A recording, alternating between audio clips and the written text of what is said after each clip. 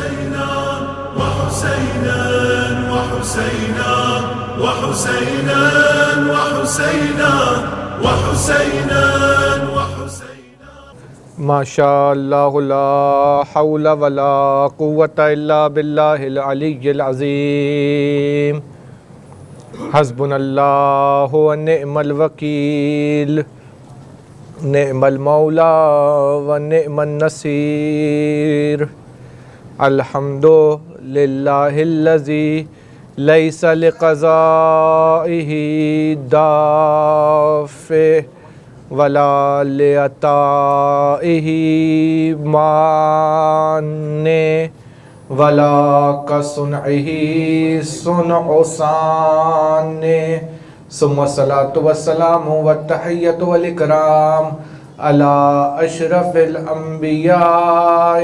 والمرسلين سيدنا ومولانا ومولى الثقلين سید القونین جد الحسنین ابی القاسم محمد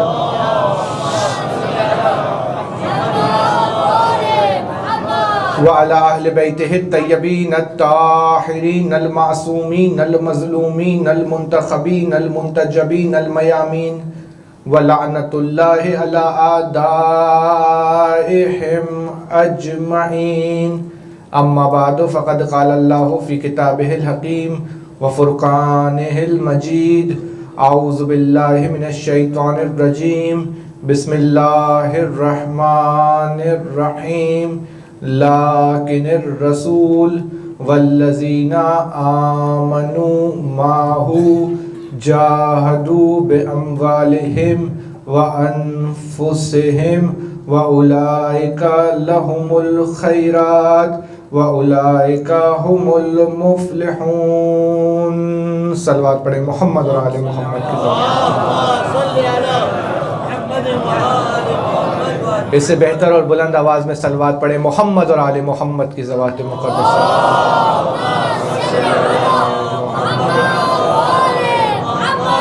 پروردگار عالم قرآن مجید فرقان حمید سورہ مبارکہ توبہ کی آیت نمبر 88 میں کامیابی کے معیارات کو بیان کر رہا ہے اور کہہ رہا ہے یہی لوگ ہیں کہ جن کے لیے نیکیاں اور بھلائیاں اور خیرات ہیں اور یہی لوگ ہیں کہ جن کے لیے کامیابی رکھی گئی ہے۔ کامیابی کی پہلی شرط، کامیابی کا پہلا زینہ، کامیابی کی پہلی سیڑھی ایمان کو قرار دیا گیا، اور قرآن میں ایک مقام پر نہیں بلکہ مختلف مقامات پر کبھی پروردگار عالم کی آواز آتی ہے قد افلح المومنون، ایمان لانے والے کامیاب ہو گئے، کبھی پروردگار عالم کی آواز آتی ہے والعصر ان الانسان لفی خسر الا الذین آمنوا، تمام کے تمام انسان گھاٹے میں ہیں اور اللہ عصر کی قسم کھا کر کہہ رہا ہے سوائے اس کے کہ جو ایمان لے کر آئے۔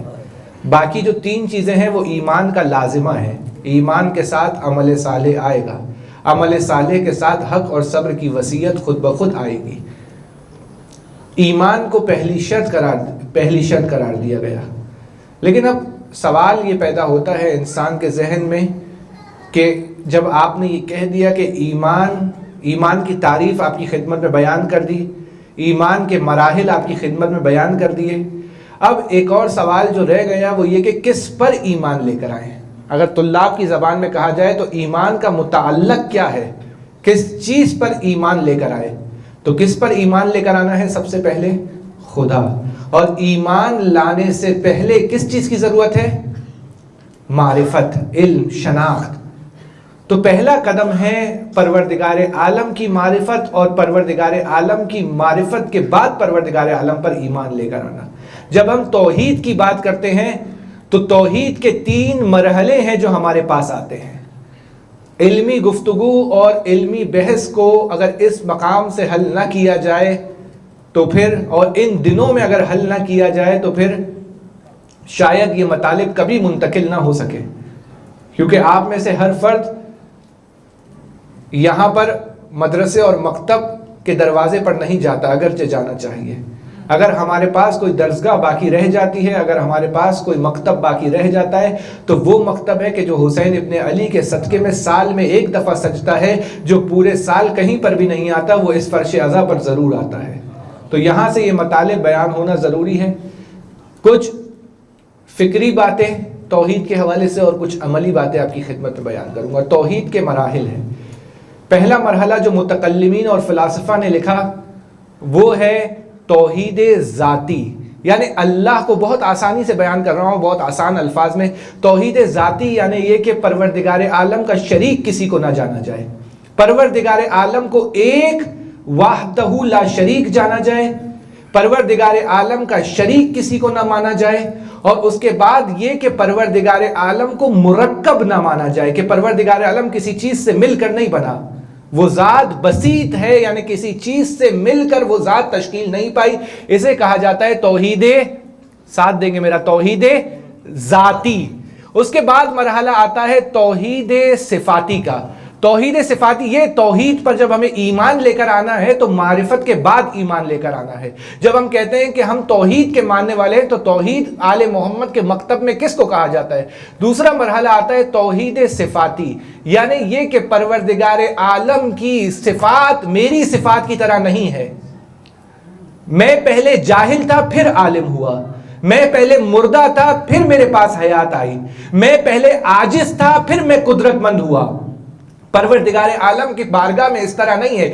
پروردگار ہمیشہ سے عالم تھا، یعنی عالم اور خدا دو چیزیں نہیں ہیں، بلکہ عالم اور پروردگار عالم کی ذات ایک ہی چیز کے دو نام ہیں، یعنی مفہوم الگ الگ ہے، مطلب الگ الگ ہے، لیکن مصداق ایک ہے۔ یعنی اگر ڈکشنری میں جا کے عالم کے معنی دیکھے جائے تو الگ ہے، رب کے، خدا کے، اللہ کے معنی دیکھے جائے تو الگ ہے، لیکن جب اس کا مصداق تلاش کیا جائے گا تو خارج میں ایک ہی مصداق نظر آتا ہے، وہ ہے اللہ کی ذات۔ پس توحید ذاتی کے بعد کون سا مرحلہ آتا ہے؟ توحید صفاتی۔ توحید صفاتی یعنی کیا؟ یعنی اللہ کی ذات اس کی صفات سے جدا نہیں ہے، اور اللہ کی جو صفات اس کی اصلی صفات ہے، کہ باقی جتنی صفات ہے، اس کا خالق ہونا، اس کا مالک ہونا، یہ تمام صفات انہی اصلی صفات کی طرف پلٹیں گی۔ وہ صفات کتنی ہیں؟ تین ہے، علم، قدرت اور حیات۔ علم، قدرت اور حیات۔ توحید ذاتی اور توحید صفاتی کے بعد تیسرا مرحلہ آتا ہے کہ جسے توحید افعالی کہا جاتا ہے۔ توحید افعالی یعنی یہ پروردگار عالم اپنے کاموں میں کسی کا محتاج نہیں ہے۔ پروردگار عالم اپنے کاموں میں کسی کا محتاج نہیں ہے۔ پروردگار عالم اپنی ذات میں اور اپنے افعال میں استقلال رکھتا ہے، جو چاہتا ہے وہ انجام دیتا ہے، اور جو نہیں چاہتا وہ نہیں انجام دیتا، اور کوئی بھی شے پروردگار عالم کے اذن کے بغیر حرکت نہیں کر سکتی۔ محمد کی زبان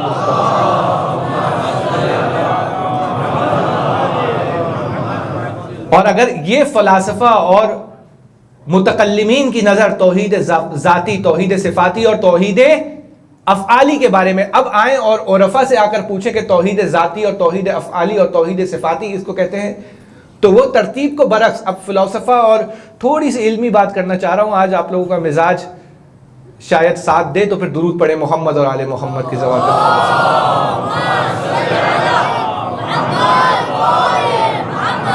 دیکھیں، علم کلام کی بحث، عقیدے کی بحث، عقائد کی بحث تینوں کرتے ہیں، متکلمین بھی کرتے ہیں، فلسفہ بھی کرتے ہیں، اور حکما بھی کرتے ہیں۔ حکما یعنی وہی فلسفہ، اور عرفا بھی کرتے ہیں، لیکن تینوں کی روش میں اور تینوں کے طریقہ کار میں فرق ہے۔ متکلمین، جنہیں متکلمین یعنی عقائد کے اسپیشلسٹ، وہ جب بات کرتے ہیں عقائد کی تو وہ عقیدے کو عقل سے بھی بیان کرتے ہیں اور روایات اور آیات سے بھی بیان کرتے ہیں، یعنی عقل سے بھی بیان کرتے ہیں اور نقل سے بھی بیان کرتے ہیں، یعنی عقلی دلیل بھی دیتے ہیں اور قرآن اور روایات کی دلیل بھی دیتے ہیں۔ لیکن فلسفہ جب عقائد کو، جب توحید کو بیان کرتے ہیں تو وہ صرف عقلی دلیل دیتے ہیں۔ حکما جب بیان کرتے ہیں عقائد کو تو وہ صرف عقلی دلیل دیتے ہیں، ان کے نزدیک صرف عقل حجت ہے۔ اور جب عرفا بیان کرتے ہیں تو وہ عقلی دلیل کے ساتھ، نقلی دلیل کے ساتھ خود محسوس کرتے ہیں اس مرحلے کو، جسے شہود کہا جاتا ہے۔ وہ خود اس طرح، جس طرح مجھے پیاس لگتی ہے، مجھے پانی کی ضرورت ہے، اس طریقے سے وہ دیکھتے ہیں کہ میں فقیر ہوں اور مجھے رب کی ضرورت ہے۔ میں فقیر ہوں اور مجھے اس پروردگار عالم کی ضرورت ہے کہ وہ قدم قدم پر میرا ساتھ دے. وہ توحید ذاتی سے شروع نہیں کرتے, وہ توحید افعالی سے شروع کرتے ہیں. وہ کہتے ہیں توحید افعالی کو سمجھنا پہلے ضروری ہے. یعنی کیا؟ یعنی یہ سمجھو کہ کائنات کا اگر ذرہ ذرہ بھی ہل رہا ہے تو وہ اپنے اذن سے, اپنی مرضی سے نہیں ہل رہا, بلکہ وہ پروردگار عالم کا فعل ہے. پھر توحید صفاتی پہ آتے ہیں, توحید صفاتی پہ آ کر کہتے ہیں, توحید صفاتی پر آ کر کہتے ہیں کہ کائنات میں جتنے کمالات ہیں, کائنات میں جتنے کمالات ہیں, کائنات میں جتنی اچھائیاں ہیں, کائنات میں جتنی اچھی صفات ہے, اس تمام کا مصدر اور منشا اور سرچشمہ پروردگار عالم کی ذات ہے, تمام کمالات کا سرچشمہ. اور اس کے بعد پھر توحید ذاتی پر آ کر کہتے ہیں کائنات میں کچھ ہے ہی نہیں سوائے پروردگار عالم کی ذات کے, کوئی وجود نہیں ہے. جیسے سورج ہے, چمک رہا ہے, باقی سب کیا ہے؟ باقی سب اس کی شعاعیں ہیں جو اسی کی طرف پلٹ کر جاتی ہے.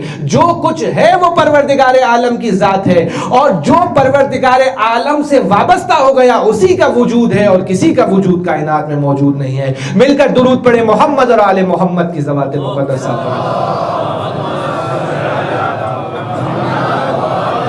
بس ایمان, اب آپ کے مزاج کے قریب آ رہا ہوں, آپ کے گھبرائے ہوئے چہروں کی گھبراہٹ کو دور کر رہا ہوں. ایک اور دفعہ درود پڑھیں محمد اور آل محمد کی ذوات مقدسہ.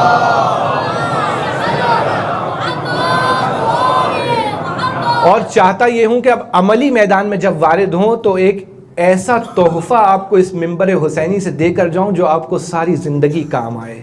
جب نماز میں کھڑے ہو کر سورہ الحمد پڑھیں تو آپ کو معلوم ہو کہ آپ کیا پڑھ رہے ہیں. جب مجھے معرفت رکھنی ہے, جب مجھے ایمان رکھنا ہے, کامیابی کا پہلا قدم کیا ہے؟ ایمان. اب جب مجھے ایمان رکھنا ہے تو مجھے کتنی چیزوں پر ایمان رکھنا ہے؟ سب سے پہلے مجھے اس پر ایمان رکھنا ہے کہ میں کہاں سے آیا ہوں, مبدا, ابتدا, اسٹارٹ کیا ہے میرا, کہاں سے میرا آغاز ہے. اس کے بعد مجھے اس پر ایمان رکھنا ہے کہ میرا اختتام کیا ہے. جب انسان سفر شروع کرتا ہے, چھوٹے سے چھوٹا سفر لے, میں جب مجلس میں آ رہا ہوں تو مجھے معلوم ہے میں کہاں سے آ رہا ہوں اور کہاں پر جا رہا ہوں. اگر مجھے یہی نہیں معلوم ہو تو کبھی بھی میں اپنے مقصد تک پہنچ نہیں سکتا. یہی قرآن کی آیات سکھا رہی ہیں, اِنَّا لِلَّهِ وَإِنَّا إِلَيْهِ رَاجِعُونَ. مردہ دلوں کو زندہ کرنے والی آیت قرآن. اسی لیے اسے بار بار تکرار کرنے کا حکم دیا گیا. کلمہ استرجاع کو اسی لیے معصومین نے قدم قدم پر تکرار کیا تاکہ مردہ دل اس آیت کو پڑھ کر زندہ ہو جائے. ابتدا کی معرفت, کہاں سے میرا آغاز ہوا ہے. اختتام کی معرفت, میں پوچھوں گا پھر بچوں سے اپنے, اختتام کی معرفت کہ کہاں تک مجھے جانا ہے. تیسری معرفت, میرا مقصد کیا ہے, میرا ہدف کیا ہے, مجھے کیوں بنایا گیا ہے, مجھے کیوں بھیجا گیا ہے, مجھے کس لیے بھیجا گیا ہے. جب تک ہدف نہ معلوم ہے انسان کو, کہاں تک پہنچنا ہے, کیوں پہنچنا ہے, جب تک مجھے یہ ہدف نہیں معلوم ہے, جب تک مجھے یہ مقصد نہیں معلوم ہے, اس وقت تک میں یہ نہیں جان سکتا کہ مجھ میں اور میرے ہدف میں کتنا فاصلہ باقی ہے. توجہ ہے یا نہیں ہے؟ مجھ میں اور میرے ہدف میں کتنا فاصلہ باقی ہے. پہلی چیز کیا تھی جس کو جاننا ضروری ہے, جس پر ایمان رکھنا ضروری ہے؟ ابتدا. دوسری چیز انتہا. تیسری چیز مقصد. چوتھی چیز مجھے یہ جاننا ضروری ہے کہ کون سا رستہ ہے کہ جسے میں انتخاب کروں تاکہ حقیقت تک پہنچ سکوں. جب میں گھر سے نکلا ہوں مجھے معلوم ہونا چاہیے کہاں سے جا رہا ہوں, کہاں پر جا رہا ہوں, کیوں جا رہا ہوں, مقصد معلوم ہونا چاہیے, اور کس رستے سے جاؤں گا. عقلی بات ہے نا, کوئی پریشان ہونے والی بات تو نہیں ہے. مل کر درود پڑھیں محمد اور آل محمد کی ذوات مقدسہ. کتنی چیزیں ہو گئی کہ جن کی معرفت ضروری ہے؟ آغاز, اختتام, مقصد. جان بوجھ کر تکرار کر رہا ہوں کیونکہ یہ بات صرف سنانی نہیں ہے بلکہ بات پہنچانی ہے. ہم سنانے والے لوگ نہیں ہیں. اللہ نے آواز دی, یا ایھا الرسول بلغ ما انزل الیک من ربک. صرف علی کی ولایت کو سنانا نہیں ہے بلکہ بلغ یعنی لوگوں تک پہنچانا ضروری ہے. اور پھر اللہ کے رسول نے ایسا اہتمام کیا کہ صرف سنائی نہیں غدیر, صرف ولایت کا پیغام سنایا نہیں ہے بلکہ اس طریقے سے سنایا ہے کہ ایک ایک شخص تک ولایت کا پیغام پہنچ جائے. اور پھر اس کے بعد آ گئی تو پھر سنتے چلے. اور پھر اس کے بعد اللہ نے کیا کہا؟ یا ایھا الرسول بلغ. اس کے بعد رسول خدا نے ہم سے اور آپ سے کہا فَلْيُبَلِّغِ الْحَاضِرُ الْغَائِبَ. ہر حاضر پر واجب ہے کہ جو غائب ہے اس تک یہ پیغام پہنچائے. صرف اس میدان کے لوگوں سے مصطفیٰ مخاطب نہیں ہے بلکہ قیامت تک آنے والے انسانوں سے مخاطب ہے کہ جس تک یہ ولایت امیر المومنین کا پیغام پہنچ چکا ہے گویا وہ غدیر میں حاضر ہے. اب اس پر واجب ہے کہ وہ دوسروں کو یہ پیغام پہنچائے. فَلْيُبَلِّغِ الْحَاضِرُ الْغَائِبَ. ہر حاضر پر واجب ہے کہ وہ غائب کو یہ پیغام پہنچائے. وَالْوَالِدُ الْوَلَدَ. اور ہر باپ پر واجب ہے کہ اپنی نسلوں کو یہ پیغام سنائے. یہ رسول خدا کہہ رہے ہیں, غدیر کے مقام پر کہہ رہے ہیں, اور امر کا صیغہ استعمال کر رہے ہیں. علماء کرام موجود ہے. وجوب, واجب ہے کہ یہ پیغام پہنچاؤ, اپنی نسلوں کو منتقل کرو. جس طریقے سے تمہارے اجداد نے تمہیں یہ پیغام سنایا ہے تم بھی اپنی نسلوں کو یہ پیغام پہنچاؤ. واجب ہے یہ کام. تم بھی اپنی نسلوں کو اسی طرح یہ پیغام پہنچاؤ. تم بھی اپنی نسلوں کو اسی طریقے سے اس مجلس اعضا اور اس فرش اعضا پر بٹھاؤ جس طریقے سے ہمارے اور آپ کے اجداد نے ہمیں بٹھایا ہے. کہاں پر تھی بات؟ جی,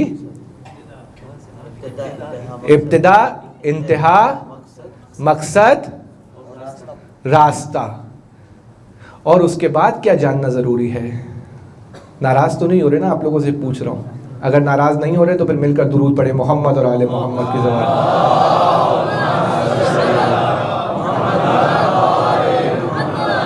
اگر کوئی جواب دے گا تو اس کے لیے انعام ہے یا نہیں ہے؟ پہلی چیز ابتدا معلوم ہونی چاہیے, انتہا معلوم ہونی چاہیے, مقصد معلوم ہونا چاہیے, راستہ معلوم ہونا چاہیے. اس کے بعد کیا معلوم ہونا چاہیے؟ شاباش, آپ کا انعام آپ کے خود کے لیے. رہنما معلوم ہونا چاہیے. کس کے ساتھ جا رہا ہوں, کس کے پیچھے چل کر جا رہا ہوں, کون مجھے لے کر جا رہا ہے. کہیں ایسا تو نہیں ہے آنے والا اور مقصد تک پہنچانے والا رہبر نہ ہو بلکہ راہزن ہو, رہنما نہ ہو بلکہ چور ہو. کہیں ایسا نہ ہو کہ مجھے حق تک پہنچانے کے بجائے جہنم کی تہوں میں پہنچا دے. یہ تمام چیزیں, یہ 6 چیزیں جو آپ کی خدمت میں بیان کی, اگر میرا ساتھ دیں گے تو میں آپ کو قرآن مجید سے بتاؤں گا اور اس طرح بتاؤں گا اور اس طرح پہنچاؤں گا کہ آج کی مجلس کا ہدیہ آپ لے کر جائیں گے. پہلی چیز مجھے ابتدا معلوم ہونی چاہیے. دوسری چیز مجھے انتہا معلوم ہونی چاہیے. تیسری چیز مجھے ہدف, مقصد معلوم ہونا چاہیے. چوتھی چیز مجھے راستہ معلوم ہونا چاہیے. پانچویں چیز مجھے راہنما معلوم ہونا چاہیے. چھٹی چیز مجھے راہزن معلوم ہونا چاہیے. کون ہدایت تک پہنچانے والا ہے اور کون گمراہی تک لے جانے والا ہے. ہدف کو قرآن دیکھیں. اب قرآن کو جلانے والے, بات نکل آئی, قرآن کو جلانے والے قرآن کے اوراق کو تو جلا سکتے ہیں لیکن قرآن کے پیغام کو نہیں جلا سکتے. کیسا معجزہ ہے. عقل قبول کر رہی ہے یا نہیں کر رہی ہے؟ 6 چیزیں جاننا ضروری ہے. عقل قبول کر رہی ہے نا؟ کوئی نقلی بات نہیں ہے, کوئی روایت نہیں ہے. میری عقل کہہ رہی ہے انسان کو مقصد تک پہنچنے کے لیے یہ 6 چیزیں جاننا ضروری ہے. اب آئے قرآن کا ایک سورہ جو 2 مرتبہ نازل ہوا ہے, ایسا سورہ ہے جو ہر نماز میں پڑھنا واجب ہے, ایسا سورہ ہے کہ جس کے بغیر نماز مکمل نہیں ہے. کون سا ہے وہ سورہ؟ سورہ فاتحۃ الکتاب. کہ اللہ نے پورے قرآن کا خلاصہ اس ایک سورے میں بیان کر دیا ہے, اس ایک سورے میں بیان کر دیا ہے. سب سے پہلے مجھے ابتدا معلوم ہونی چاہیے. الحمدللہ رب العالمین. میں کہاں سے آ رہا ہوں؟ رب العالمین کی طرف سے آ رہا ہوں. وہ ہے مجھے پالنے والا, وہ ہے مجھے بھیجنے والا, وہ میرا آغاز ہے, وہ میرا اسٹارٹ ہے, وہاں سے میرا سفر شروع ہوا ہے. کہاں تک جانا ہے؟ کہاں تک جانا ہے؟ الرحمن الرحیم مالک یوم الدین.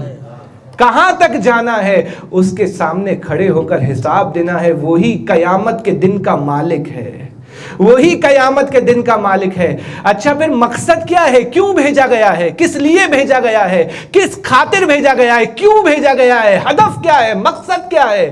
تو آواز آ رہی ہے ایاک نعبد, وَإِيَّاكَ نَسْتَعِينُ، وہ مقصد ہے، وہ ہدف ہے، صرف اس کی عبادت، صرف اس سے استعانت، اور کچھ نہیں ہے. سب کچھ بیکار ہے، سب کچھ فانی ہے، سب کچھ فنا ہو جانے والا ہے، سب کچھ ختم ہو جانے والا ہے، کچھ بھی باقی رہنے والا نہیں ہے، صرف کچھ باقی رہنے والا ہے تو وہ ہے اس کی ذات ہے، اس کی صفات ہے، اس کے افعال ہے، اس کی یاد ہے، اس کا ذکر ہے، اس کی عبادت ہے، اس کی اطاعت ہے، اور کچھ نہیں ہے، کچھ بھی نہیں ہے. کل شیء فان، سب کچھ فنا ہو جائے گا. اگر کچھ باقی رہے گا تو وہ اس کا چہرہ باقی رہے گا، اس کی یاد باقی رہے گی، اس کا ذکر باقی رہے گا. ایاک نعبد و ایاک نستعین، آغاز میں بھول گیا ہوں، آغاز، اختتام، مقصد، راستہ.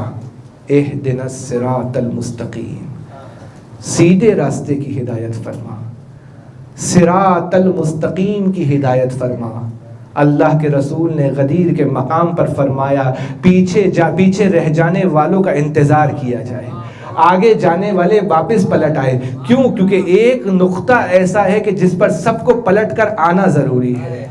ایک نقطہ ایسا ہے کہ جس پر سب کو پلٹ کر آنا ضروری ہے. اور جب رسول سے پوچھا گیا کہ صراط مستقیم کیا ہے تو اللہ کے رسول نے بتایا علی کا راستہ صراط المستقیم ہے. یہ ہے صراط مستقیم. پھر کس کی معرفت ضروری ہے؟ پھر کس پر ایمان ضروری ہے؟ آغاز، اختتام، بار بار جان مجھ کے تکرار کر رہا ہوں تاکہ لے کر جائیں، صرف سن کر نہ جائیں، لے کر جائیں. آغاز، اختتام، ابتدا انتہا. آغاز اختتام وہی ہے، ابتدا انتہا. پھر ہدف. آپ اتنا جلدی بھول گئے. ایک دفعہ درود پڑھے محمد اور آل محمد کی ذوات مقدسہ. آغاز، اختتام، ہدف، راستہ.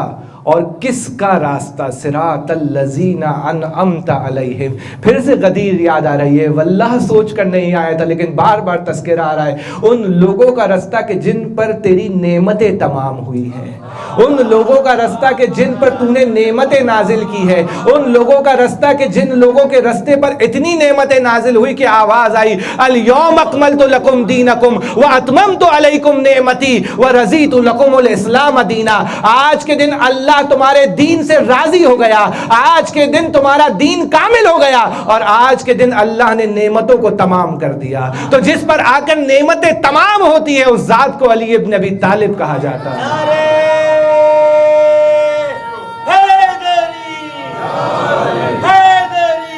یا علی، سب مل کر حیدری. جس پر آ کر نعمتیں تمام ہوتی ہے اس ذات کو علی ابن ابی طالب کہا جاتا ہے. نعمت. چھٹے امام نے پوچھا، آنے والے سے نام نہیں لے رہا، کہ یہ کون سی نعمت ہے کہ جس کا اللہ قیامت کے دن سوال کرے گا؟ آنے والے نے کہا یہی روٹی، یہی پانی، یہی روٹی، یہی پانی، اسی کا اللہ سوال کرے گا. امام صادق نے کہا تمہارے گھر پہ کبھی کوئی مہمان آیا ہے؟ اس نے کہا آیا ہے. اس نے تمہارے گھر پہ کھانا بھی کھایا ہے؟ کہاں کھانا بھی کھایا ہے. پانی بھی پیا ہے؟ کہاں پانی بھی پیا ہے. کہا جاتے وقت اگر تم اس سے پوچھو کہ کتنا کھایا اور کیسے کھایا اور کیوں کھایا تو تمہیں کیا کہا جائے گا؟ کہا مجھے بخیل کہا جائے گا، مجھے کنجوس کہا جائے گا، مجھے خسیس کہا جائے گا، مجھے بے شرم اور بے حیا اور جو بھی آپ کہہ لیں وہ کہا جائے گا. امام صادق نے کہا جب تم ایسا پسند نہیں کرتے تو اللہ ایسے کیسے کرے گا؟ کہا مولا پھر آپ ہی بتا دیجئے کہ اللہ کون سی نعمت کا سوال کرے گا. چھٹے امام کی زبان ہلی اور میرے مولا نے کہا اللہ ہماری ولایت کا قیامت کے دن سوال کرے گا.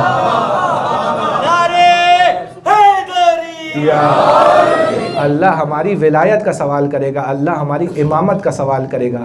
اس امامت کا سوال کیا جائے گا قیامت کے دن. امام زمانہ کی نصرت کے لیے کچھ کیا یا نہیں کیا؟ کل ایک بات رہ گئی تھی، امام زمانہ کی نصرت کے لیے کچھ کیا یا نہیں کیا؟ کون کیسے امام زمانہ کے ناصر بن سکتے ہیں؟ امام زمانہ کے ناصر بننے کے لیے سب سے بہترین مرکز کیا ہے؟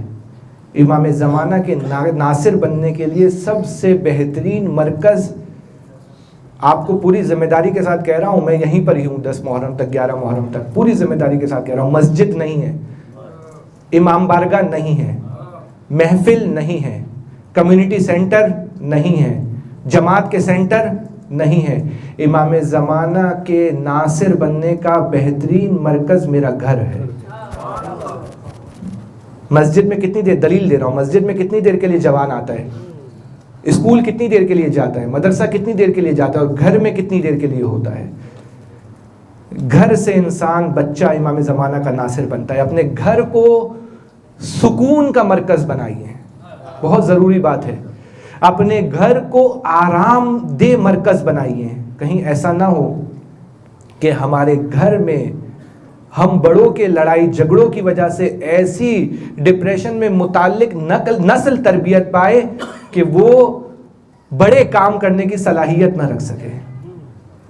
یہ سائیکولوجسٹ کہتے ہیں کہ جب گھر میں لڑائی جھگڑے ہوتے ہیں تو بچوں پر اس کے اثرات مرتب ہوتے ہیں، اور اس اثرات کی وجہ سے وہ کوئی بڑے ہدف تک نہیں پہنچ سکتے. اپنی نسلوں کی خاطر اپنے گھر کے لڑائی جھگڑوں کو اختتام تک پہنچائیے. کہیں ایسا نہ ہو کہ یہ چھوٹے چھوٹے سے لڑائی جھگڑے اس امر پر جا کر ختم ہوں کہ جسے اللہ کہہ رہا ہے کہ میرے نزدیک، رسول خدا فرما رہے ہیں اللہ کے نزدیک سب سے بہتر یہ ہے کہ ایک گھر آباد ہو، ایک ازدواج ہو اور ایک خانوادہ آباد ہو. اور اگر حلال کاموں میں اللہ کے نزدیک کوئی سب سے زیادہ غضبناک اور اللہ کو سب سے زیادہ مغضوب کوئی چیز ہے تو وہ یہ ہے کہ گھر ٹوٹ جائے، طلاق ہو جائے. سب حلال کاموں کے اندر سب سے زیادہ اللہ کو جس چیز پر غضب آتا ہے، وہ ذوالجلال والاکرام کو جس چیز پر سب سے زیادہ غضب آتا ہے وہ یہ ہے کہ کوئی گھر ٹوٹ جائے. کیسے ٹوٹتا ہے گھر؟ چھوٹی چھوٹی سی باتوں کو ایشو بنانا. غصے کے موقع پر جو بات کی جائے اسے سنجیدہ لے لینا، چاہے زوجہ کرے چاہے زوج کرے، چاہے مرد کرے چاہے عورت کرے.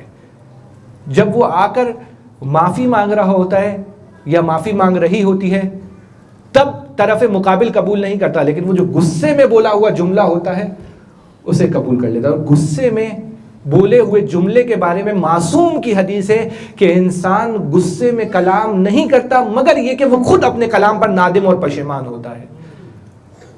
قرآن کی آیت کیا کہہ رہی ہے؟ کن کا؟ اب دیکھیں قرآن کی آیت کچھ لوگوں کا قصیدہ پڑھ رہی ہے، توجہ کیجئے گا. اس قصیدے کے اندر میں اور آپ بھی شامل ہو سکتے ہیں، میں اور آپ بھی اس قصیدے کے اندر شامل ہو سکتے ہیں. کن کا قصیدہ پڑھ رہی ہے؟ الکاظمین الغیظ، ساتھ دیں گے میرا، والعافین عن الناس واللہ یحب المحسنین، وہ لوگ کہ جو غصے کو پی جاتے ہیں. القاظمین الغیظ، امام کاظم کے ماننے والے، القاظمین الغیظ، جو غصے کو پی جاتے ہیں. پیتے نہیں ہیں صرف غصے کو، بلکہ غصے کو صرف کنٹرول نہیں کرتے بلکہ غصے کو کنٹرول کرنے کے بعد والعافین عن الناس، طرف مقابل کو معاف کر دیتے ہیں. جا اللہ کی راہ میں میں نے معاف کیا، مجھے معلوم ہے میری زوجہ کی غلطی ہے یا زوجہ کو معلوم ہے کہ میری غلطی ہے، اس کے باوجود قرآن کہہ رہے ہیں نا والعافین عن الناس. عافین کا کیا مطلب ہے؟ کوئی غلطی کی ہے. جب لڑائی سولو کروانے جائیں تو شوہر یہ کیوں بولتا ہے کہ زوجہ نے ایسا کیا تھا، معلوم ہے کیا ہوگا، یا زوجہ کیوں بولتی ہے کہ شوہر نے ایسا کیا ہے، معلوم ہے کیا ہوگا. والعافین عن الناس کن کے لیے ہے؟ یعنی برا کام کیا ہے اس کو معاف کر دو، غلطی کی ہے اس کو معاف کر دو. اور غلطی کے معاف کرنے کے بعد جو طرف مقابل کو شرمندگی ہوتی ہے اور جو احساس ندامت ہوتا ہے وہ کسی سزا کے بعد نہیں ہو سکتا. یہ میں جملہ دے رہا ہوں آپ کو. جو آپ جب کسی نے آپ کے ساتھ غلطی کی نا، دو طریقے، ایک تو یہ کہ آپ اس کو معاف کر دیں، ایک یہ ہے کہ آپ اس کو سزا دیں. کبھی کبھار خود معاف کر دینا بہت بڑی سزا ہوتی ہے. معاف کر دینا بہت، یعنی معاف کرنے کے بعد آپ اس کو احساس دلا رہے ہیں دیکھو مجھے بھی معلوم ہے تم نے غلطی کی ہے. معصومین اسی طرح تربیت کیا کرتے تھے. تو گالیاں دے رہا ہے نا، چل چھوڑ، تو بھوکا لگ رہا ہے، گالیاں دے رہا ہے، میرے باپ کو گالی دے رہا ہے، امام حسن کہتے ہیں ابھی پیاسا لگ رہا ہے، چھوڑ، شاید تو صحیح ہو شاید ہم صحیح ہوں، ابھی مسافر لگ رہا ہے، ابھی پردیسی لگ رہا ہے، ابھی بھوکا لگ رہا ہے، چل میرے گھر چل، پہلے کھانا کھلا دے تجھے، چل میرے گھر چل، پہلے تیرے سواری کو سیراب کرا دیں.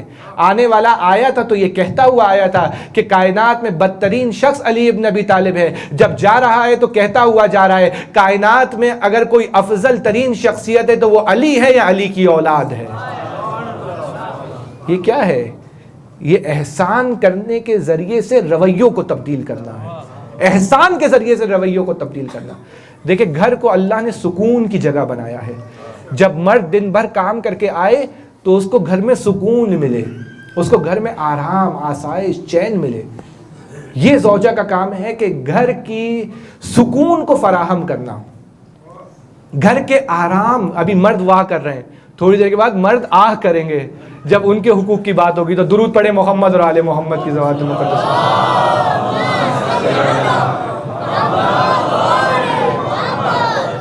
تو زوجہ کا کیا کام ہے؟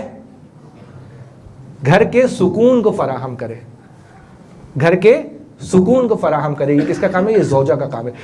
گھر کے ماحول کو ایسا بنائے کہ مرد کا دل چاہے کہ وہ گھر میں آئے، اور گھر میں آ کر آسائش، ایسا نہیں کہ گھر میں آئے تو اس نے تو یہ کر دیا، تو اس نے تو یہ کر دیا، تو آج یہ ہو گیا، تو آج وہ ہو گیا۔ تو مرد آرام کے لیے گھر میں نہیں آئے گا، پھر وہ کوشش کرے گا جتنا دیر سے گھر پر آ سکے گھر پر آئے۔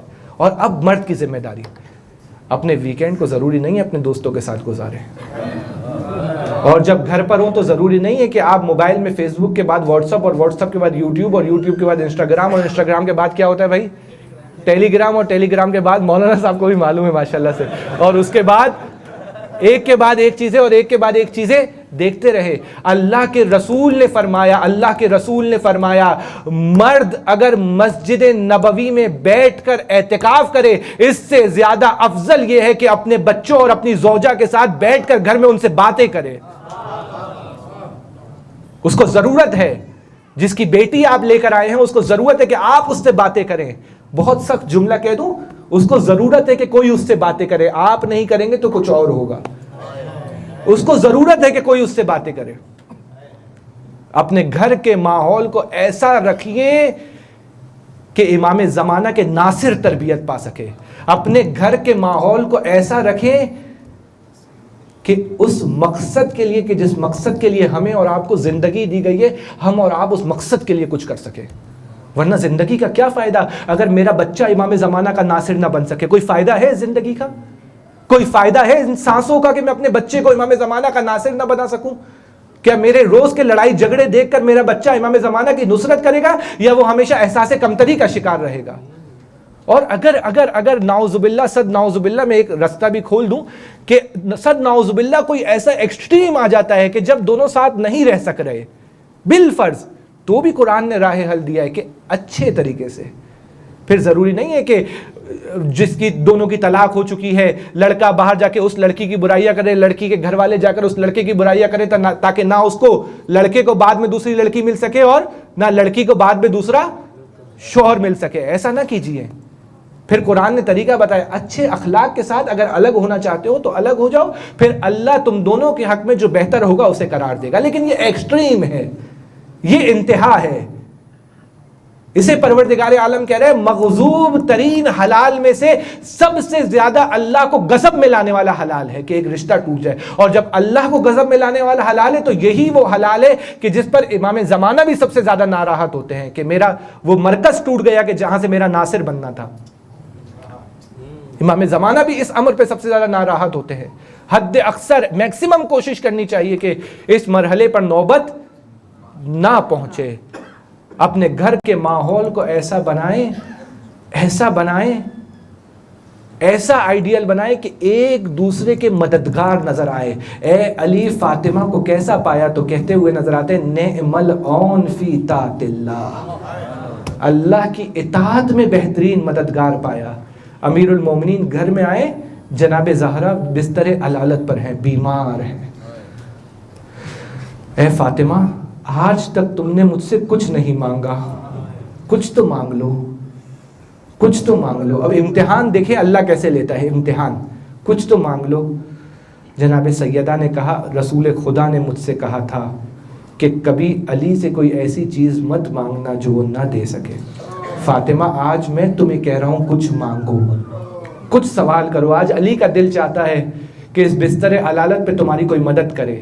جب کسی مریض کی عیادت کے لیے جائیں تو اس کے آداب ہیں، اس کے بھی آداب بیان کیے ہیں اسلام نے کہ اگر وہ آپ سے بات کرنا چاہ رہا ہے، کبھی کبھار مریض کی حالت ایسی ہوتی ہے کہ وہ بات نہیں کرنا چاہ رہا ہے، ایسا نہیں ہے کسی کی عیادت کے لیے جائیں تو اس کی اذیت کا باعث مت بنے، بلکہ اس کے لیے دیکھیں کہ اس کو کس چیز کی ضرورت ہے۔ اگر وہ بات کرنا چاہ رہا ہے، کبھی کبھار مریض کو بات کرنے کی ضرورت ہے تو اس سے بات کریں۔ کبھی کبھار وہ آرام کرنا چاہ رہا ہے تو اس کو آرام کرنے دیں۔ عیادت کا ثواب بہت زیادہ ہے لیکن اذیت کا ثواب نہیں ہے۔ بس باتوں سے بات نکل آئی۔ امیر المومنین نے جناب زہرا سے کہا کہ اے فاطمہ آج کوئی چیز مجھ سے مانگو، آج کوئی چیز مجھ سے طلب کرو۔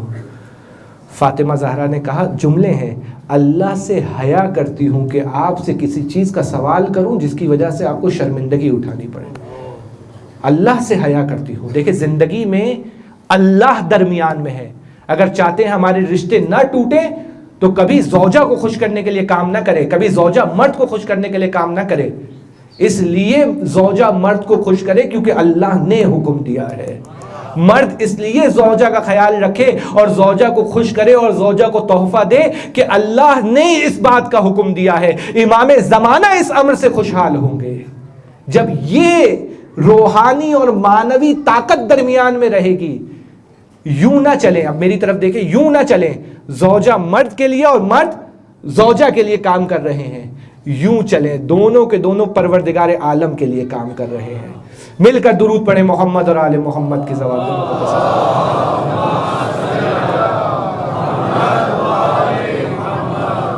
جناب زہرا نے کہا اے علی انار کھانے کا بہت دل کر رہا ہے۔ پہلی دفعہ علی کے کہنے پر فاطمہ نے علی سے کوئی سوال کیا۔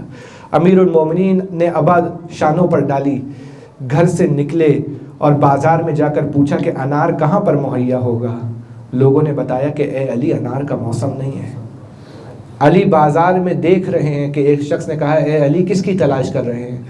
امیر المومنین نے کہا کہ انار ڈھونڈ رہا ہوں۔ کہا اے علی انار کا تو موسم نہیں ہے، لیکن میں نے دیکھا تھا مدینے کے باہر سے شمعون یہودی کچھ انار لے کر آیا تھا، اگر آپ چاہیں تو اس سے طلب کریں۔ امیر المومنین شمعون کے گھر پر گئے، یہودی کا دروازہ کھٹکھٹایا، شمعون باہر آیا، کہا کیا تیرے پاس کچھ انار ہے؟ شمعون نے کہا اے علی کچھ انار تھے لیکن وہ ختم ہو گئے، خیریت؟ علی نے کہا میری زوجہ نے آج مجھ سے انار مانگا ہے، میں اس کی خدمت کرنا چاہتا ہوں۔ شمعون یہودی کی زوجہ پردے کے پیچھے سے سن رہی ہے۔ کہا اے شمعون علی ابن ابی طالب گھر پر آئے ہیں، اب میں بتا دیتی ہوں کہ جب آپ انار لے کر آئے تھے میں نے ایک انار چھپا دیا تھا تاکہ میں بعد میں کھا سکوں، وہ انار علی ابن ابی طالب کو دے دیجیے۔ امیر المومنین نے انار لیا اور 4 درہم دیے۔ شمعون کہتا ہے کہ مولا یہ آدھے درہم ہے اس کی قیمت۔ امیر المومنین کہتے ہیں آدھا درہم تیرے لیے اور 3.5 درہم تیری زوجہ کے لیے جس نے احسان کیا ہے۔ امیر المومنین انار لے کر جا رہے ہیں۔ واقعہ آپ کا سنا ہوا ہے، میں ایک درس دینا چاہتا ہوں، واقعہ آپ کا سنا ہوا ہے۔ امیر المومنین انار لے کر جا رہے ہیں، خرابے سے ایک فقیر کی آواز آ رہی ہے، رو رہا ہے، فریاد کر رہا ہے، بھوک کے مارے تڑپ رہا ہے۔ امیر المومنین نے اس کے سر کو زانوں پر رکھا اور سننا چاہا کہ کیا کہہ رہا ہے، تو آنے والا کہہ رہا تھا کہ میں بھوکا ہوں، میں پیاسا ہوں، میں نے سنا ہے مدینے میں علی ابن ابی طالب رہتے ہیں جن کے گھر سے کوئی سائل خالی ہاتھ نہیں جاتا۔ امیر المومنین نے انار کے 2 ٹکڑے کیے اور ایک ایک انار کا دانہ نکال کر اس فقیر کے منہ میں ڈال رہے ہیں۔ آدھا انار اس کو کھلایا اور اس سے کہا کہ اب تیرا حال، تیری طبیعت بہتر ہو گئی ہے، مجھے اجازت دے کہ یہ میں آدھا انار اپنی زوجہ کے لیے لے جاؤں۔ فقیر کہتا ہے مولا ایک تو انار کی لذت اتنی زیادہ ہے اور دوسرا ساقی کوثر کے ہاتھ سے انار کھانا نصیب ہوگا، اس کی لذت اپنی ہے، اگر ممکن ہو تو یہ باقی انار بھی مجھے کھلا دیجیے۔ امیر المومنین کیا سائل کو ٹھکرا سکتے ہیں؟ علی کیا سائل کو رد کر سکتے ہیں؟ ہم پر اور آپ پر یہ واجب تو نہیں ہے کہ اپنی ضرورت کے ہوتے ہوئے کسی اور کی ضرورت کو پورا کریں، لیکن وہاں پر بات ایثار کی ہے، قربانی کی بات ہے۔ امیر المومنین نے باقی جو انار بچا تھا اس کے دانے نکالنا شروع کیے اور اس فقیر کے منہ میں ایک ایک کر کے دانے ڈال رہے ہیں۔ انار ختم ہو گیا، علی پریشان حال ہے، آہستہ آہستہ قدم اٹھا رہے ہیں۔ دیکھیں امتحان، اب یہ پیغام تھا، اللہ امتحان لیتا ہے تو کیسا لیتا ہے۔ پہلے تو جناب زہرا نے آج تک کوئی خواہش نہیں کی، پہلی دفعہ علی سے کوئی خواہش کی، اس پھل کی خواہش کی کہ جس کا موسم نہیں تھا، تیسرا یہ کہ جب موسم تھا بھی تو جب میسر آ بھی گیا تو یہودی کے گھر پر گئے تو ختم ہو چکا تھا. اس کے باوجود بڑی مشکل سے بھی میسر آ گیا تو فقیر رستے میں مل گیا. فقیر کو آدھا کھلایا تو اس نے آدھا اور طلب کر لیا. اللہ جب امتحان لیتا ہے تو کس طرح امتحان لیتا ہے, لیکن جب مدد کرتا ہے تو کس طرح مدد کرتا ہے. جو اللہ کے لیے کام کرے پھر اللہ اس کی کس طرح مدد کرتا ہے, پھر اللہ اس کی کس طرح غیب سے نصرت کرتا ہے. امیر المومنین پریشان حال ہے, سر جھکا ہوا ہے, شرمندگی کے آثار نمایاں ہے, ہمت نہیں ہو رہی کس طرح گھر پہ جائے. زہرا نے پہلی دفعہ کسی چیز کا سوال کیا تھا, علی وہ بھی نہیں لے کر آ سکے, علی وہ بھی نہیں لا سکے. ایک دفعہ امیر المومنین نے سوچا شاید جناب زہرا خواب کے عالم میں ہو, شاید جناب زہرا سو رہی ہوں. جیسے ہی دروازے سے دیکھا تو جناب زہرا عبادت میں مشغول ہے اور ایک تشت میں انار رکھے ہوئے ہیں. گھر میں تشت میں انار رکھے ہوئے ہیں. امیر المومنین گھر میں گئے اور گھر میں جا کر پوچھا فاطمہ یہ انار کہاں سے آئے؟ جناب زہرا نے کہا اے علی یہ آپ نے تو بھجوائے ہیں. جیسے ہی آپ گھر سے گئے دق الباب ہوا اور آنے والے نے کہا امیر المومنین نے یہ انار اپنی زوجہ فاطمہ زہرا کے لیے بھجوائے ہیں. امیر المومنین نے کہا فاطمہ یہ انار میں نے نہیں, یہ انار اللہ نے جنت سے بھجوائے ہیں.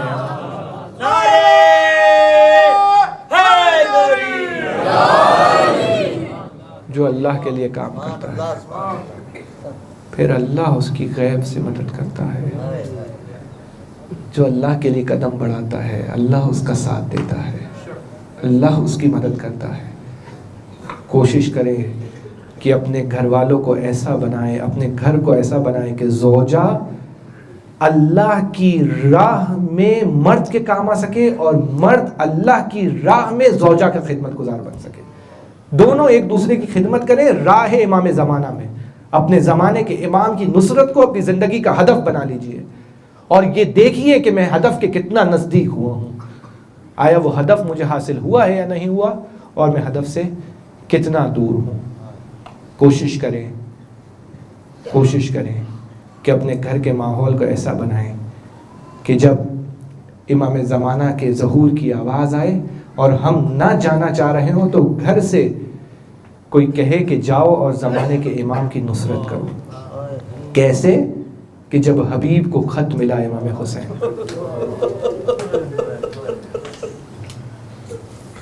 جب خط ملا ہے نا حبیب کو امام حسین کا, کوفے کے حالات مناسب نہیں تھے, حبیب نے سب سے چھپا کر رکھا. جیسے ہی قاصد حبیب کے دروازے پر آیا فوراً پڑوسی آ گئے, کون ہے؟ حبیب نے قاصد سے کہہ دیا کہ میں نہیں آ سکتا, میں بوڑھا ہو گیا ہوں, میری عمر تو دیکھو, میں حسین کا ساتھ دینے کے لیے جاؤں گا. قاصد چلا گیا. پھر جب قاصد کے جانے کے بعد حبیب نے خط کو پڑھنا شروع کیا, من الحسین ابن علی ابن ابی طالب الی رجل فقیہ حبیب ابن مظاہر. حسین ابن علی کی طرف سے ایک مجتہد کے لیے خط آیا ہے, ایک فقیہ کے لیے خط آیا ہے. جسے حسین فقیہ کہتے وہ حبیب ابن مظاہر. حبیب ابن مظاہر روتے جا رہے ہیں, خط کو پڑھتے جا رہے ہیں. اے حبیب میں کربلا آ گیا ہوں, شاید یہ بھی لکھا ہونا میں تنہا نہیں ہوں, میرے ساتھ زینب ام کلثوم بھی ہے, میرے ساتھ زینب ام کلثوم بھی ہے. اے حبیب اگر کامیاب ہونا چاہتے ہو تو ہماری نصرت کے لیے گھر سے نکل آؤ. زوجہ نے دیکھا حبیب کا حال متغیر ہو رہا ہے, حبیب کس کا خط ہے؟ زوجہ کو کہا حسین کا خط ہے. اب تقیہ کا عالم یہ ہے کہ زوجہ کو بھی نہیں بتا رہے. اے حبیب کیا ارادہ رکھتے ہو؟ حبیب نے کہا کہ اب سن رسیدہ ہو چکا ہو. زوجہ نے کہا حبیب رسول خدا کے بیٹے کا خط ہے. زوجہ ہو تو ایسی ہو حبیب رسول خدا کے بیٹے کا خط آیا ہے. حبیب مزید امتحان لینا چاہتے ہیں. حبیب کہتے ہیں مجھے تم لوگوں کی پرواہ ہے, میں چلے گیا تو ابن زیاد کی فوجیں تم لوگوں کو اسیر کر لیں گی, تم لوگوں کو پابند سلاسل کر لیں گی, میری ناموس لوٹ لی جائے گی. حبیب ابن مظاہر کی زوجہ بولتی ہے اے حبیب کیا واقعی میں یہ ارادہ رکھتے ہو؟ حبیب نے کہا میرا یہی ارادہ ہے. حبیب تقیہ کرنا چاہتے ہیں. حبیب کی زوجہ نے اپنے مقنعے کو اتارا, حبیب کے اوپر ڈال کر کہتی ہے اے حبیب تم گھر میں رہو, تمہاری زوجہ حسین کی نصرت کے لیے جائے گی. حبیب ابن مظاہر نے کہا اے زوجہ تم امتحان میں کامیاب ہو گئی، میں جاؤں گا اور ضرور فرزند رسول کی نصرت کروں گا، میں جاؤں گا اور ضرور فرزند رسول کی نصرت کروں گا۔ کون ہیں حبیب ابن مظاہر؟ جو کربلا گئے ہیں انہیں معلوم ہے، اور جو اب تک نہیں جا سکے پروردگار انہیں حسین غریب کے روزے کی زیارت نصیب فرما۔ پروردگار ہمیں 40 پہ کربلا معلیٰ کی زیارت نصیب فرما۔ جب امام حسین کی زری پر جانا چاہیں گے نا، پہلے ایک اور زری آئے گی۔ شاید حبیب کو حسین کا دروازہ قرار دے دیا گیا، پہلے حبیب سے اجازت لو اس کے بعد حسین کے پاس آنا، پہلے حبیب کو سلام کرو اس کے بعد حسین کو سلام کرنا، پہلے حبیب کی زیارت کرو اس کے بعد حسین ابن علی کی زیارت کرنا۔ بچپن کا دوست ہے، بچپن کے دوست ہیں حبیب ابن مظاہر، امام حسین کے بچپن کے جانثار ہیں حبیب ابن مظاہر۔ جب امام حسین نے کوفے کے رستے میں علم تقسیم کرنا شروع کیے، کہا عباس یہ تمہارا علم ہے، علی اکبر یہ تمہارا علم ہے۔ ایک میمنہ کا سردار بنایا، ایک میسرہ کا سردار بنایا، ایک کو کلب لشکر کا سردار بنایا، ایک علم باقی رہ گیا۔ کسی صحابی نے کہا مولا یہ علم مجھے دے دیجئے، میں چاہتا ہوں کہ آپ کی خدمت کر سکوں۔ امام حسین نے کہا نہیں، اس علم کو اٹھانے والا بہت جلد آئے گا۔ کتنا یقین ہے امام حسین کو اپنے اس دوست پر، کتنا یقین ہے امام حسین کو اپنے اس حبیب پر، اپنے حبیب پر، اپنے دوست پر، کتنا اعتماد ہے حسین ابن علی کو۔ حبیب کے پاس امام حسین کا خط پہنچا، حبیب ابن مظاہر گھر سے نکلے تاکہ کوفے کا ماحول دیکھ سکے۔ کوفے کے بازار میں آئے تو کیا دیکھا حبیب نے دیکھا چاروں طرف تلواروں کی آوازیں ہیں، کوئی نیزوں کو سیکل کروا رہا ہے، کوئی تلواروں کو تیز کرا رہا ہے، جیسے کوئی جنگ نزدیک آنے والی ہے۔ چلتے چلتے دیکھا کہ مسلم ابن اوسجہ کھڑے ہوئے ہیں، حبیب کے بچپن کے دوست ہیں مسلم ابن اوسجہ۔ حبیب نے پوچھا مسلم کیا خریدنے آئے ہو؟ مسلم ابن اوسجہ نے کہا مہندی خریدنے آیا ہوں، ہنا کرنا چاہتا ہوں۔ حبیب ابن مظاہر نے کہا اے مسلم یہ خط پڑھ، اے مسلم ابن اوسجہ یہ خط پڑھنا۔ مسلم ابن اوسجہ نے خط پڑھا، حبیب کی جانب دیکھا، حبیب نے مسلم کی جانب دیکھا۔ حبیب نے کہا کیا ارادہ رکھتے ہو؟ مسلم ابن اوسجہ نے کہا اب یہ داڑھی کربلا میں اپنے خون سے خضاب کروں گا۔ حبیب تم چلو میں تمہارے پیچھے پیچھے آ رہا ہوں، حبیب تم چلو میں تمہارے پیچھے پیچھے آ رہا ہوں۔ حبیب ابن مظاہر نے اپنے خادم سے کہا اے خادم رات کی تاریکی میں یہ گھوڑا لے کر کوفے کے باہر کھڑے ہو جانا، میں آؤں گا اور میں آؤں گا تم سے گھوڑا لوں گا اور کربلا کی طرف روا دوا ہو جاؤں گا۔ غلام نے یہی کیا۔ حبیب ابن مظاہر رات کی تاریکی میں چھپتے چھپاتے اپنے غلام تک پہنچ رہے ہیں۔ غلام کے نزدیک پہنچے تو کیا دیکھا کہ گھوڑا زمین پر ٹانگے مار رہا ہے، دیکھا کہ گھوڑے کے اندر عجیب سی مچل ہے، دیکھا کہ گھوڑے کے اندر عجیب سا اضطراب ہے۔ حبیب ابن مظاہر نزدیک پہنچے، نزدیک پہنچ کر کیا دیکھا کہ غلام رہوار کے کان میں کچھ کہہ رہا ہے، دیکھا کہ غلام رہوار کے کان میں کچھ کہہ رہا ہے۔ حبیب ابن مظاہر نزدیک ہوئے تو غلام رہوار سے کہہ رہا تھا اے رہوار پریشان مت ہو، اگر حبیب نہ آئے تو کیا ہوا، میں خود تجھ پر سوار ہو کر زہرا کے لال کی نصرت کے لیے جاؤں گا۔ حبیب نے سر پیٹ کر کہا یہ کیسا وقت آ گیا ہے کہ غلام بھی حسین کی نصرت کے لیے پریشان ہے۔ یہاں حبیب ابن مظاہر رہوار پر سوار ہوئے، وہاں غلام نے کہا مولا جنت میں تنہا جا رہے ہیں، میں بھی ساتھ آنا چاہتا ہوں۔ حبیب نے غلام کو بھی اجازت دی۔ کچھ دیر کے بعد مسلم ابن اوسجہ بھی شامل ہوئے۔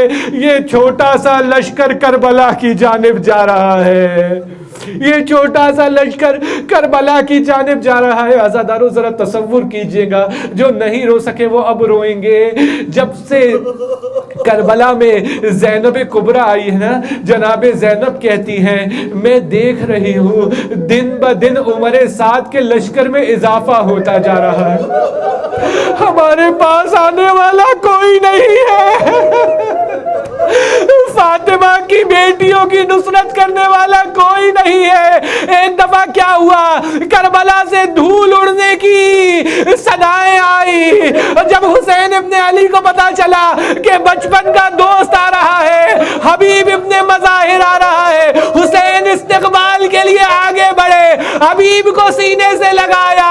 جناب زینب نے پوچھا فضہ کون آیا ہے؟ جناب فضہ نے بتایا حسین کے دوست حبیب ابن مظاہر آئے ہیں۔ جناب زینب نے کہا فضہ میرا سلام بھائی حبیب کو پہنچا دو۔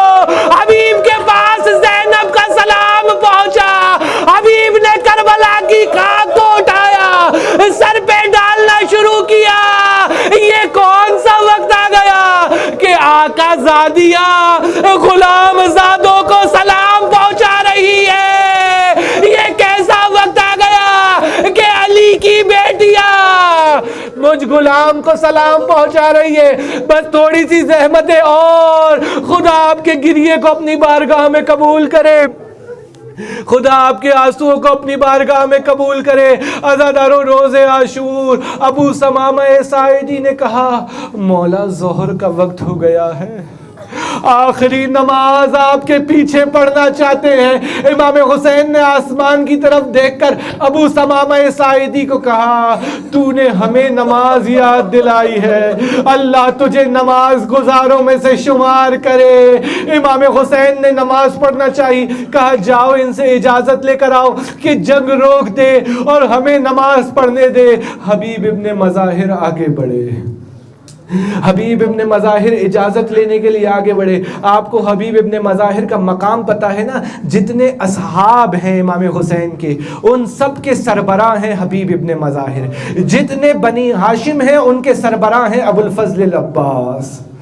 تمام کے تمام اصحاب حبیب ابن مظاہر کے گرد گھیرا لگائے ہوئے ہوتے ہیں۔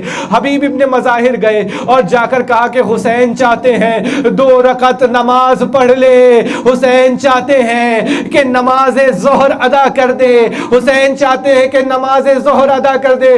سامنے سے گستاخی کی گئی کہ چاہے نماز پڑھو یا نہ پڑھو تمہاری نمازیں قبول نہیں ہے۔ جب حبیب ابن مظاہر نے یہ گستاخی سنی نا، حبیب سے رہا نہیں گیا، حسین ابن علی سے اجازت لی، جنگ کے لیے آگے بڑھے اور ایسی جنگ کی کہ کوفے کے لشکر نے ایسی جنگ نہ دیکھی تھی۔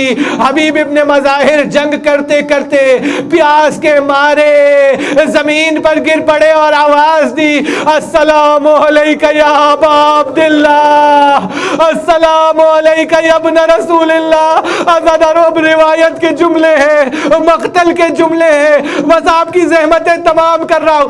مقتل کے جملے ہیں، جیسے ہی حسین نے حبیب کی آواز کو سنا، روایت کے جملے ہیں بان الحسین، حسین کے چہرے سے انکساری کے آثار نمایاں ہونا شروع ہوئے، حسین کے چہرے سے مایوسی کے آثار نمودار ہونا شروع ہوئے۔ حبیب کے سرحانے پہنچے، حبیب کو ودا کیا، اور جب بعد 13 محرم کو یہ قافلہ کوفے میں پہنچا ہے نا تو ایک بحث چھڑی ہوئی ہے کہ حبیب کے سر کو کوفے میں ابن زیاد کے دربار میں کون لے کر جائے گا، جس کو انعام زیادہ ملے۔ حبیب کے سر کی قیمت لگی ہوئی ہے۔ ایک ابن بنی تمیم کے شخص نے کہا کہ میں حبیب ابن مظاہر کا سر لے کر ابن زیاد کے دربار میں جاؤں گا، اور جب وہ دربار میں جانے لگا وہ دیکھتا ہے کہ ایک نابالغ بچہ ہے، ایک چھوٹا سا بچہ ہے جو سر کے ساتھ ساتھ آ رہا ہے۔ سر جب دربار میں جاتا ہے، بچہ دربار میں جاتا ہے، سر جب دربار سے باہر آتا ہے، بچہ دربار سے باہر آتا ہے، یہ ظالم پوچھتا ہے کہ اے بچے تو ہے کون جو اس سر سے جدا نہیں ہوتا؟ بچے نے کہا نہیں نہیں کچھ نہیں ہے۔ جب اس ظالم نے زبردستی کیا تو بچے نے بتایا یہ میرے بابا کا سر ہے، میں حبیب کا بیٹا ہوں۔ بچہ انتظار کرتا رہا، بچہ باپ کے قاتل کو پہچانتا تھا۔ جب بچہ جوان ہوا، بچے نے باپ کے قاتل سے انتقام لیا، اس کے بعد بچے کے دل کو سکون ملا۔ ایسا ہی ہوتا ہے جب بچہ باپ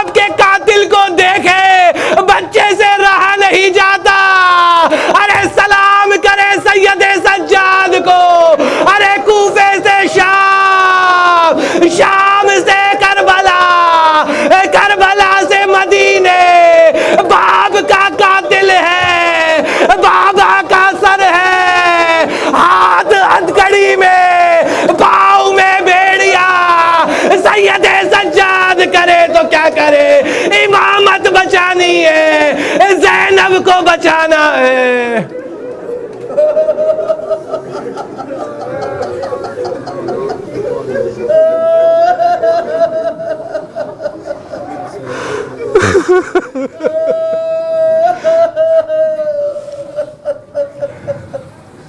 اللہ ولعنت اللہ علی القوم الظالمین. سیعلم الذین ظلموا ایا منقلب ینقلبون. پروردگار معصوم کو اپنی بارگاہ میں قبول فرما، عزاداروں اور عزاداری کی حفاظت فرما، عزاداری کے دشمنوں کو نیست و نابود فرما. پروردگار امام زمانہ کے ظہور میں تعجیل فرما. ہمیں مولا کے ناصروں میں شمار ہونے کی توفیق عطا فرما. ماتم حسین.